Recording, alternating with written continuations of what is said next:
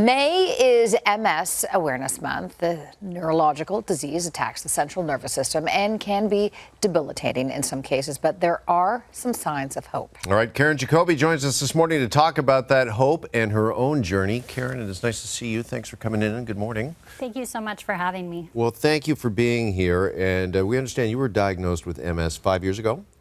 And your diagnosis was a little unique. You really felt there was something wrong before even the doctors knew. Mm-hmm. Well, I was diagnosed with relapsing remitting multiple sclerosis at the beginning of January 2020. For years, I reasoned away my symptoms. Standard blood tests and visits to my doctor left me with no answers. We justified that my fatigue, numbness, and poor mobility was due to my occupation. It wasn't until the summer of 2018 when reality hit. I woke up with full leg paralysis.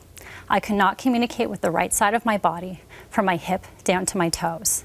Naturally, that took me to an emergency room visit where I explained to the attending physician that I felt that I had symptoms consistent with multiple sclerosis.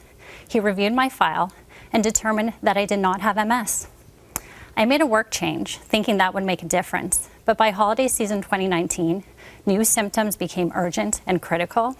They included incontinence, optic neuritis, and cognitive functioning issues. So during a time where I should be joyful, celebrating and gathering with family, I was living with the reality that I had just been diagnosed with a disease that had no cure. Sorry, what was your occupation?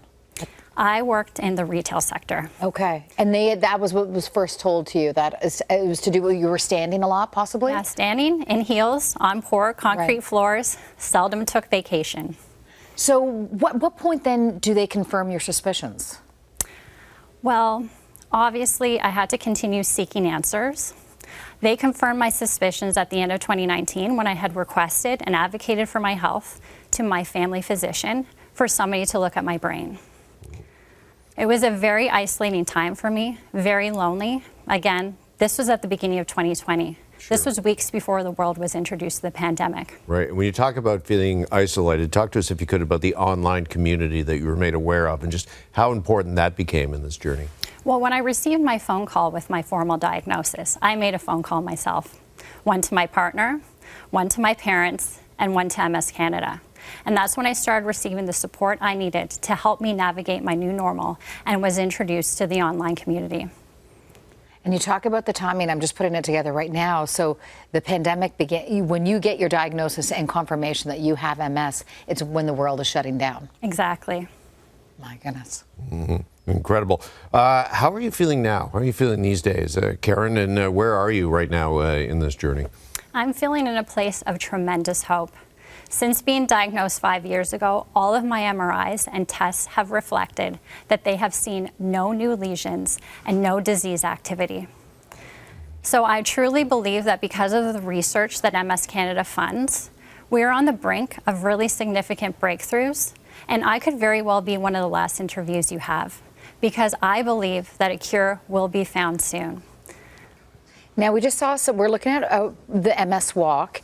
And I think we saw some footage. We saw a still photo of you taking part as well. Absolutely. So when I was first diagnosed, as you mentioned, it was during a lockdown. So I participated at first virtually. I went to my Leaside track, my high school, and I had beautiful memories of my able-bodied years, championship ribbons, 400-meter races. But instead I chose to participate by walking an untimed lap with a mobility aid at the time, and with the commitment and the determination and the hope that one day I would be crossing that finish line having found a cure. Mm-hmm. All right, well, we are all hoping for that, without a doubt. And a reminder that you can visit mswalk.ca to sign up for an MS Walk near you. Karen, really appreciate you coming in this morning and sharing your story. Thanks so much. Thank you. This portion of the morning show is brought to you by MS Walk. Visit mswalks.ca to learn more.